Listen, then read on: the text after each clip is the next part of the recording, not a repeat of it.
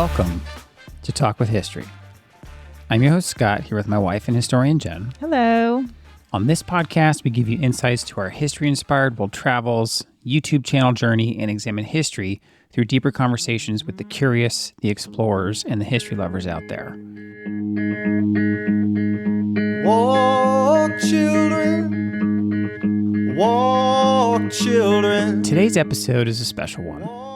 We're taking a deep dive into the life and legacy of Harriet Tubman, the iconic conductor of the Underground Railroad.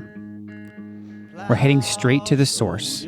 We recently traveled to Dorchester County, Maryland to visit the Harriet Tubman Underground Railroad National Historic Park, including the very spot where Harriet was born into slavery. In this episode, we'll explore her early years, the daring escapes that she led, and the network of brave individuals who risked everything to fight for freedom. We'll also take a virtual tour of the Harriet Tubman Underground Railroad Visitor Center, where powerful exhibits and artifacts shed new light on her incredible journey. So whether you're already familiar with Harriet Tubman or just learning about her for the first time, this episode is for you. Get ready to be inspired by the courage, resilience, and resolution of the Moses of her people. Children. Walk, children. Walk, children. All right, Jen. So we didn't even realize it, but we visited the Harriet Tubman Underground Railroad Center, Visitor Center, on the anniversary of her death, March 10th. Yeah, it was like the Harriet Tubman Day. Yeah, like we saw all these signs as we were driving up. We're like, oh no, did we unintentionally come and visit like on a super busy day? And we were actually there the day after. The day after. So they must have had a ceremony the day before Harriet Tubman Day. Like a Saturday. Which was a Saturday to commemorate her new stamp, because there's a new stamp coming out with her image on it. And so we got there on a Sunday. And we were lucky. And so we got there on Harriet Tubman Day, which is the day she died. And what's interesting about that is the day she died quite possibly might be the day she was born. That was very interesting. So she dies March 10th, 1913, and she's born circa 1922. And some researchers in the past, I'd say 10, 15 years, found a ledger where her enslaver had paid a midwife for the birth of a child from her mother. And it was dated like March 15th. And so people believe that she might have been born March. Right around that time. Because he might have probably paid her 5 days after. So yeah, it's amazing. That would be her 91st birthday if she would have. That's pretty incredible. Now, we went up there to make a video for us from Norfolk. It was about 3.5 hours, but got to drive up the Eastern Shore of Maryland. So what's so unique about the area is it's a very waterway intense area. It's a beautiful area. It's beautiful, but because of driving, it doesn't make it easy to drive. Right. And it's outside of Annapolis. It's outside of D.C., it's on the other side of Maryland in that kind of watery, islandish looking part of the state where you're kind of like, what's over there? Yeah. And that is where she was born. That's where she escapes enslavement for the first time. That's where she goes back and rescues her family. And she understands that waterway area so well, having been raised there, that she's very good about navigating that and getting people out of enslavement through there. And I can see in an area like that, the Eastern Shore of Maryland, that has so many water inlets, and it would, if you didn't know your way around there, you could get lost and have to double back and triple back, and it would take you extra time just to travel from one location to another. If you were going to try to travel from, let's say, Washington, D.C. to somewhere on the Eastern Shore of Maryland, if you didn't know the way, or if you weren't traveling on one of the main roads, it would be incredibly difficult. Oh, absolutely. When you think of, for example, let's use John Wilkes Booth, when he tries to escape and go just straight across the waterway from Maryland to Virginia, he doesn't. They get lost in a waterway and just go westward back into Maryland. Yeah. They don't even cross into Virginia because they don't understand the waterways there. And a lot of those waterways where Harriet Tubman was born were actually dug and made by enslaved people. Oh, I didn't realize that. So her people made them, And I talk about this as well. Her father lived on a different plantation than her mother, and a lot of their family was sold into different families, enslaving families in the area, but they were allowed to visit each other. And she became very well acquainted with the topography of the area and the waterways of the area because of that from a very young age. Now, that was one question I had in my head when I was making the video. Was that kind of the norm of the time for enslavers to allow their enslaved to travel to go visit family, or was it more like they were traveling with the master of the household for business purposes and that just they happened to go get to see their families?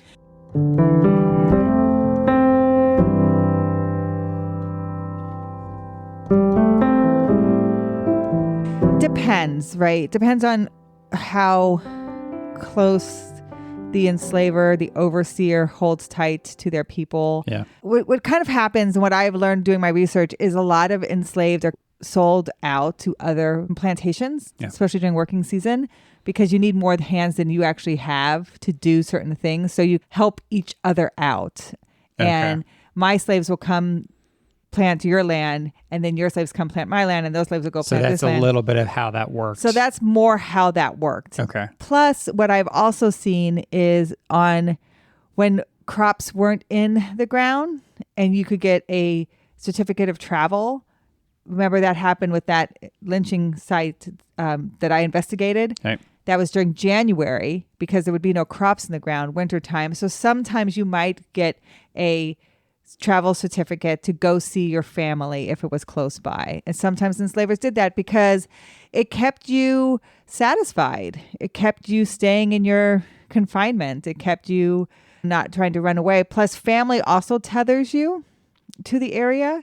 And if you do have people who run away, they're running away from more than just enslavement. They would be running away from their family. And so to keep family and to keep a tie to your family there is also benefits the enslaver. So to help facilitate seeing your family helps keep people in that lifestyle. Yeah. And again, I just thought that was so interesting that Harriet Tubman being allowed to travel and to know that area of Maryland so well, the Eastern Shore, that is essentially what gave her some of the skills that she needed later on. Yes. And they used her labor very young. She was a young girl when she was checking traps along the shoreline for this certain type of like a mink rat, and its fur was better in the winter fur, right? And so as a young girl, she could get into these waterways and check these traps for the fur traders,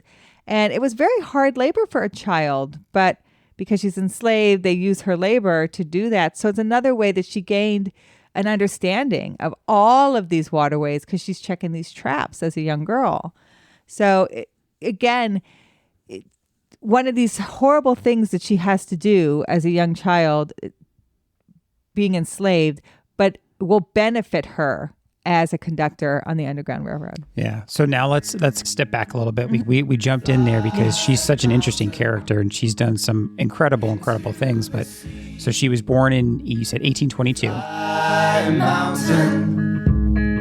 Into 1822, she's born Araminta Ross. Yeah, and they called her Minty. They call her Minty. That was her nickname. As she names herself Harriet Tubman.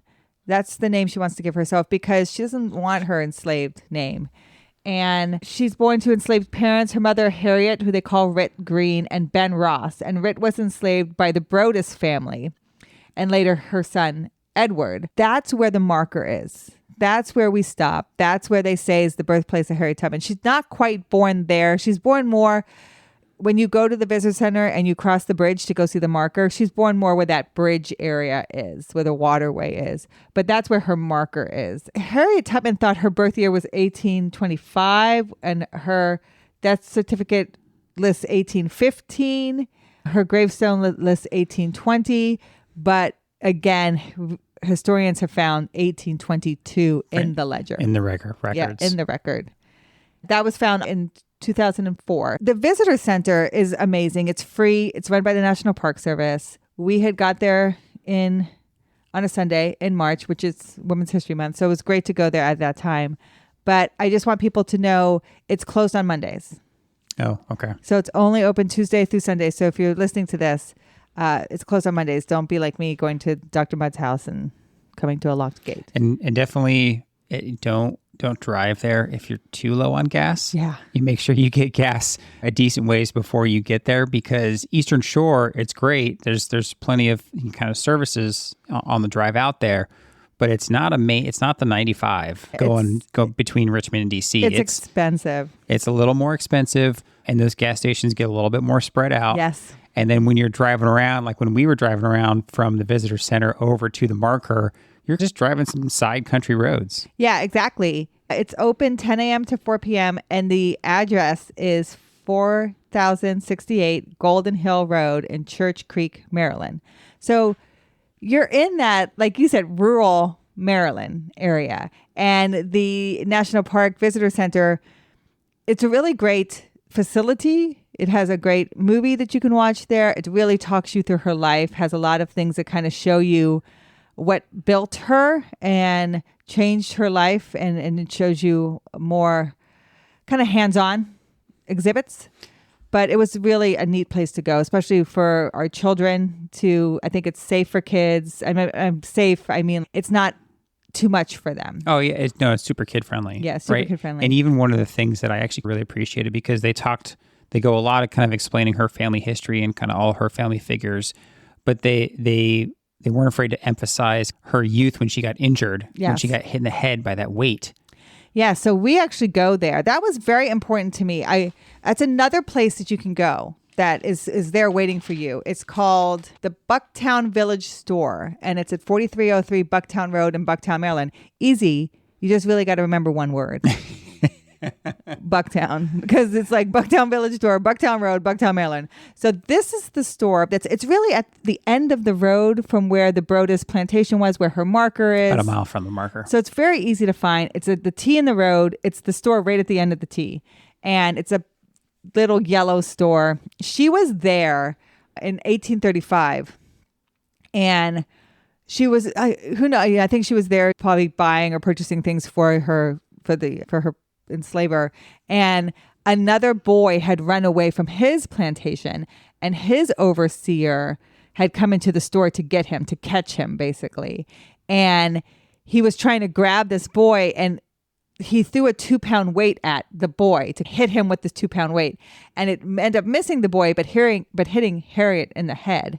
Now a 2-pound weight, they use these kind of weights and measures on the table when you're buying things, because you're going to buy 2 pounds of flour or 2 pounds of sugar. In the visitor center, they show you an example, and it's a good size. Think of one of those skinny Coke cans, the little small ones, about that size. Solid weight. It's solid. I mean, it's 2 pounds in a tiny little size. If you're throwing that at someone, it's going to do damage. So when you're like, well, how did he have a 2-pound weight? It's because that's how if you're buying 2 pounds of flour, 2 pounds of sugar, they'll put that on one side of the weight, like a measure, and then they put whatever you're buying on the other side, so you have bought 2 pounds. So that's what he grabs off the counter to fling at this kid. Like, how terrible is that? Fling this 2-pound weight at this kid. He misses the kid, hits Harriet right in the head, and it busts her skull. And she's bleeding, and they take her back to the plantation. They basically have to carry her back. She lays in a bed for 2 days, and eventually they just start making her work again.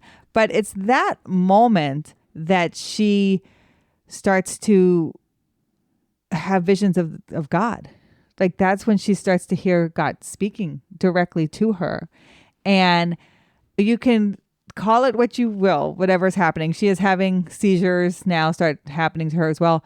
But this is what really inspires her to start this whole freedom campaign and to really feel, I guess, empowered to do all of these things she's going to do in her life. She is more than just an Underground Railroad conductor. She's going to be a spy for the Civil War. She's going to become a nurse during the Civil War. She's going to lead a military militia during the Civil War. And her belief in herself to accomplish all these things is because she believes the Lord is speaking directly to her. So I think that's just so phenomenal. And to be at that store on that porch where that happened to her is is just really amazing and powerful for this heroine of American history. So it's there for you if you want to go. Those places for us were very important to visit. So the visitor center, the marker, and then the store. Yeah, and it was amazing to me. One of the things in the entryway to the visitor center is they have a small bust of Harriet Tubman. And it doesn't look like too much, but as I was walking on my way out, one of the national park guides, the rangers, said, "Hey, what's significant about that bust?" I was like, "No, it just looks like a bust." He's like, "Well, it's 5 feet high, and that's how tall she was." I know. They said she was only 5 feet tall. So I went over there and stand next to it, right? And 5 feet tall is not very tall for this woman who did some incredible things throughout her life. And I think that was great too for our kids to see that. So again, what I appreciate about Harriet Tubman is she's using these things that really would be a hindrance that we would think in her favor. Yeah. And that is why she's such a great spy during the Civil War, is because no one's paying attention to the short, small, black woman. She's like the bottom of the totem pole that people think knows anything or can be of any value or to be of any threat. So she's the perfect person to gather information, to lead a scouting party, to lead the Underground Railroad, because she's the one you're not looking for. She's not even on your radar. Harriet Tubman will see her sister sold away from her, and she will see her enslaver dies, and then she's sold away.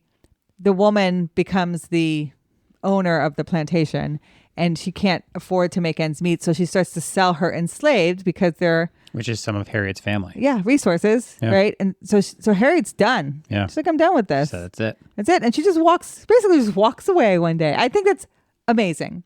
And she just sings a song and she walks away. And she takes her brothers with her. I'm gonna leave you bound for the promised land. I'm gonna leave you. I'm sorry, I'm gonna leave you. Farewell, oh farewell. But I'll meet you in the morning. Farewell, oh farewell. I'll meet you in the morning. Farewell, oh farewell. And they put out an ad for her in the paper. This is 1849. So this is right before the Fugitive Slave Act comes out. And the Fugitive Slave Act of 1850 really starts to separate the country because it becomes a law that if you may not be an enslaver in the northern states or even in the southern states, if you don't help catch runaway slaves or you do anything to hinder the capture of runaway slaves, you could be held liable by the law, which means they could take your property and put you in jail. And so people get very mad about that. Like, how can you put that onus on me if it's not something that I agree with? Yeah, it's a horrible law. Why should I? So this is when people really dig in their heels and the Underground Railroad really gets more solidified.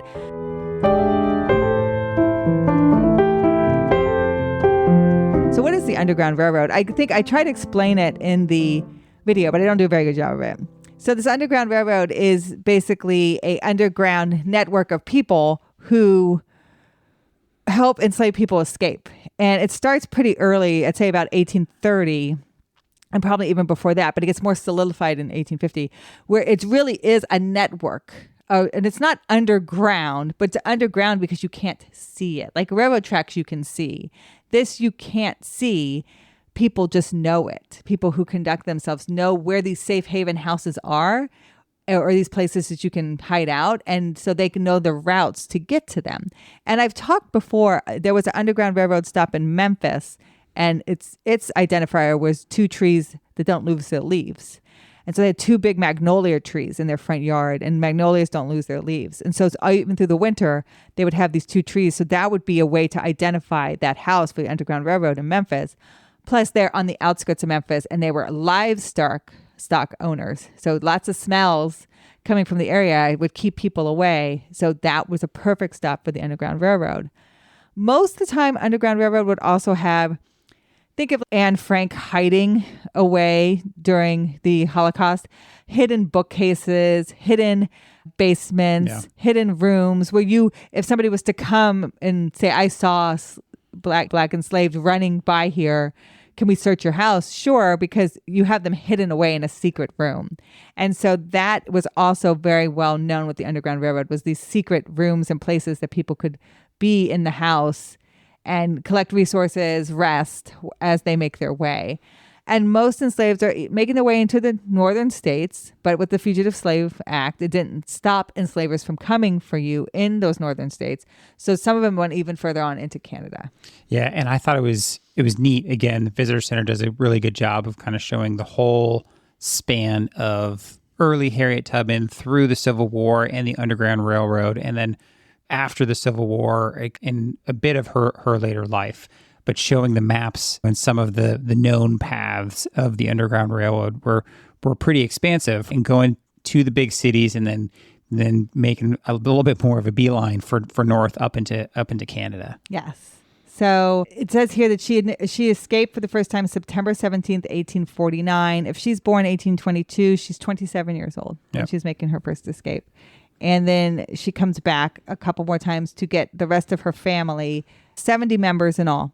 And because she knows that area so well, she's able to come back and get them and get her family members, because that's the tie, that's the tether to the area into freedom. But then when the Civil War breaks out and she's going further down into the South to help get enslaved out of their predicaments and their enslavements in the southern states during the fighting. Yeah, much further south in Maryland. Much further south in Maryland. And that's when she works with the military. And that's when she starts to become a spy, because she's given this pass that kind of gets her to move between the North and the South lines, because she can portray someone who isn't enslaved. Yeah, that's how she passes. And that's how she's passing. She's passing back and forth between these lines, and she's able to get people through. And again, nobody's noticing her. Yeah, she's 5 feet tall. She's female, and back then she's African American. So she's all the things that a soldier would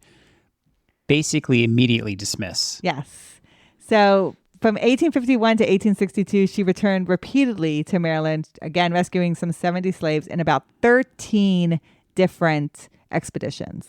And I thought one of the things that was really interesting was when she led that military, I don't know, it was an expedition or kind of mission.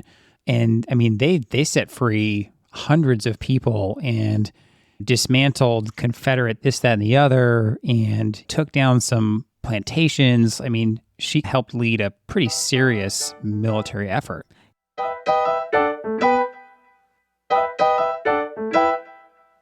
Yeah, so that was in 1863, and it's called the Combahee River Raid.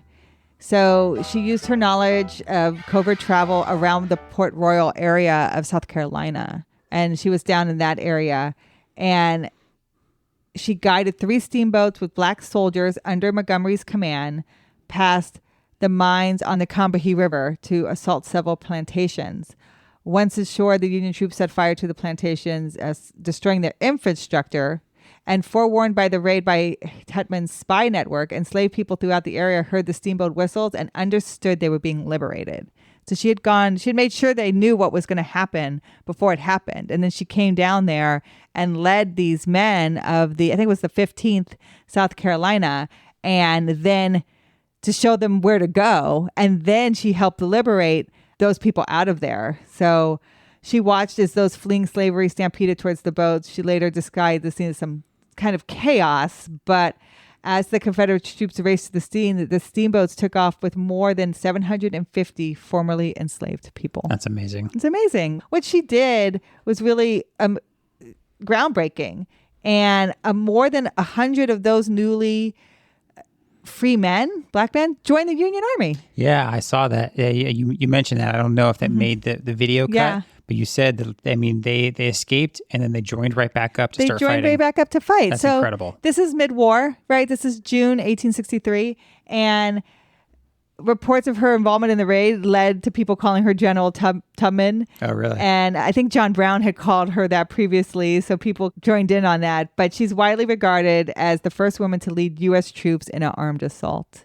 And that for me was pretty just monumentous and important. That's why we left the flag there for her, because what she did for American military, but also in American history. She really was a groundbreaking, changing woman. And I thought it was so neat too that she's born in 1822, died in 1913. Yes.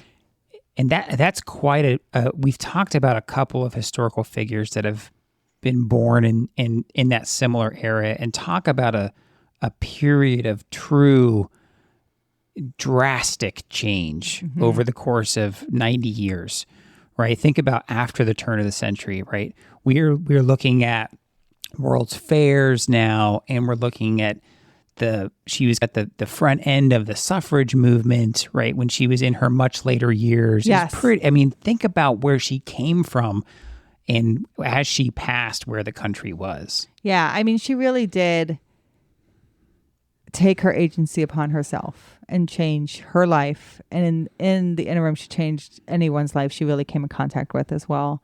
I mean, I really do think she is a Renaissance woman. She did what needed to be done in pretty much every instance.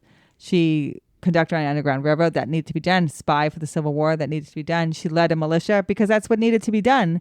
And we know her at Fort Monroe nursing soldiers and formerly enslaved that were there because it needed to be done. And then when she eventually will end up in upstate New York, and she is part of the suffrage movement because that is the area where the suffrage movement really gets a hold. And it's what needs to be done. So she starts giving talks and giving her experience and putting the face behind African-American woman as part of the suffrage movement. So I just feel like to go where it all started and to be there and to be in the space, which is very important to us, and to honor her. And it just was an amazing place to visit for Walk with History. I think it's an important place to go to, and I just think she's a woman that deserves to be celebrated.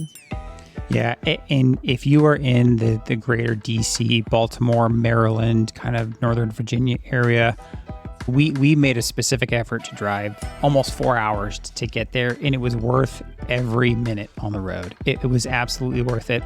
Even if this isn't your kind of typical foray into what you're doing on the weekends, I would recommend this to someone because it really was powerful, kind of learning about her story and learning about where she came from, what she did, and the impact that she had on history.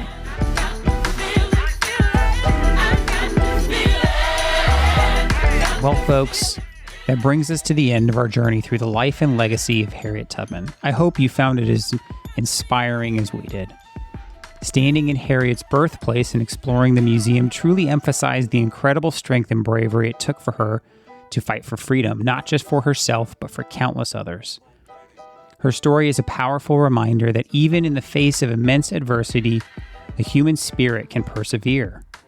If you'd like to learn more about Harriet Tubman and the Underground Railroad, we've included some resources in the show notes for this episode. Thank you for joining us on Talk with History. As always, if you enjoyed this episode, please consider subscribing, giving us a review. It really helps us grow and continue to share these important stories. And remember, we rely on you, our community, to grow, and we appreciate you all every day. We'll talk to you next time. Thank you.